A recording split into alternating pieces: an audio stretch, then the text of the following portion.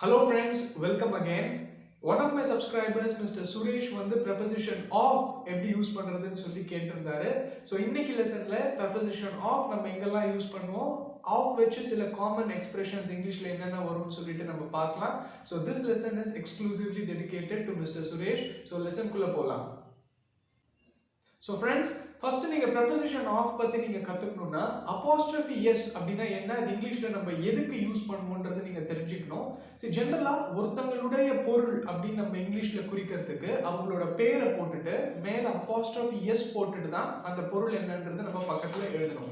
For example, ரமேஷ்னுடைய car அப்படி நம்ம சொல்லணும்னா ரமேஷ் போட்டுட்டு apostrophe s போட்டுட்டு தான் பக்கத்துல நம்ம கார்ன்றதை போடுவோம். ரமேஷ்ஸ் கார்.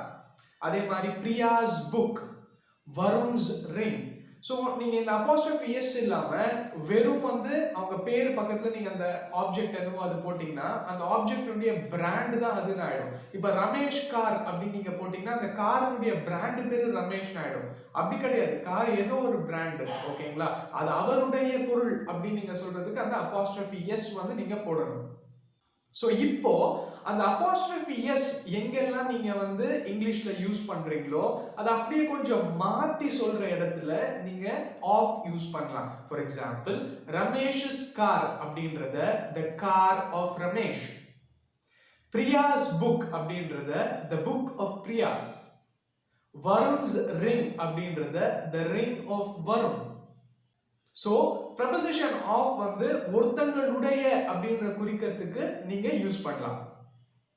அடுத்து நீங்க preposition of எங்க யூஸ் பண்ணலாம்னா பொதுவா ஒரு யூனிட் ஆஃப் மெஷர்மென்ட் பக்கத்துல நீங்க of யூஸ் பண்ணுவீங்க. I'll give you some examples. 8 gram of gold, 2 liter of milk, 5 kg of onions, so 2 centimeter of rain. So இந்த மாதிரி யூனிட் ஆஃப் மெஷர்மென்ட் பக்கத்துல நீங்க of யூஸ் பண்றது வழக்கம். அதே மாதிரி preposition of வந்து நீங்க collective nouns பக்கத்துல யூஸ் பண்ணலாம். சில எக்ஸாம்பிள்ஸ் பார்க்கலாம். A loaf of bread, a bunch of keys, a colony of ants, a cup of tea, a pair of shoes. So இந்த மாதிரி நீங்க preposition of நீங்க collective nouns பக்கத்துல யூஸ் பண்ணிக்கலாம். அடுத்து ஒரு இடத்தினுடைய மக்கள் or ஒரு கண்ட்ரியினுடைய மக்கள், சோ அந்த மாதிரி நீங்க சொல்றதுக்கு preposition of யூஸ் பண்ணலாம். சில எக்ஸாம்பிள்ஸ் பார்க்கலாம். இப்ப இந்தியன் பீப்புள் அப்படின்றத நீங்க the people of India அப்படின்னு சொல்லலாம். அமெரிக்கன் children அப்படின்றத the children of America அப்படின்னு சொல்லலாம். இந்தியன் பிரைம் மினிஸ்டர் அப்படின்றத the prime minister of India இப்படி சொல்லலாம். சோ இந்த மாதிரி இடத்துல நீங்க of யூஸ் பண்ணலாம். சோ இதெல்லாம் தான் preposition of உடைய மேக்ஸிமம் நீங்க யூஸ் பண்ற இடம். இது இல்லாம ஒரு சில இடத்துல வந்து preposition of வரும், அது பை பிராக்டிஸ் தான் நீங்க வந்து கத்துக்க முடியும்.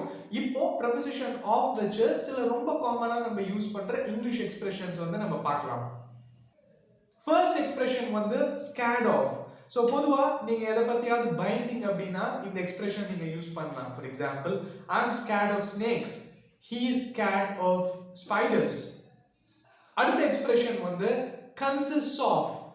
ஒரு எக்ஸாம்பிள் பார்க்கலாம். Fruit consists of vitamins and minerals. Water consists of oxygen and hydrogen. அடுத்த எக்ஸ்பிரஷன் வந்து made of. made of அப்படினா இதுல தயார் பண்ணப்பட்டிருக்குன்னு சொல்லி அர்த்தம். So we'll look at some examples. The shirt is made of linen. The table is made of wood.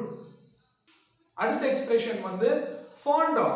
fond ofனா உங்களுக்கு ஏதோ ஒரு விஷயம் ரொம்ப பிடிச்சிருக்கு or நீங்க அடிக்கடி அந்த விஷயத்தை செய்வீங்க அப்படின்னு சொல்லிட்டு சொல்லலாம். So let us take a look at some examples. I am fond of chocolates. He is fond of music.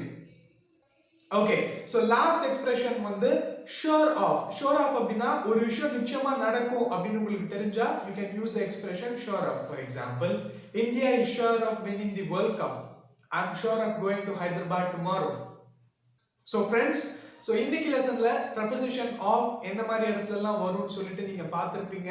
So இதுல உங்களுக்கு ஏதாவது क्वेश्चंस இருந்தா கமெண்ட்ஸ்ல எனக்கு போஸ்ட் பண்ணுங்க. சோ நான் உங்களுக்கு ரெஸ்பாண்ட் பண்றேன். சோ இதே மாதிரி உங்களுக்கு ஏதாவது பர்టిక్యులர் லெசன் வந்து போஸ்ட் பண்ணனும் அப்படினா தயவுசெய்து கமெண்ட்ஸ்ல எனக்கு சொல்லுங்க. சோ அத பத்தி நான் ஒரு லெசன் பண்ணி உங்களுக்கு நான் டெஃபினட்டா போஸ்ட் பண்றேன். I'll catch you soon in my next lesson. Thank you so much. Bye bye.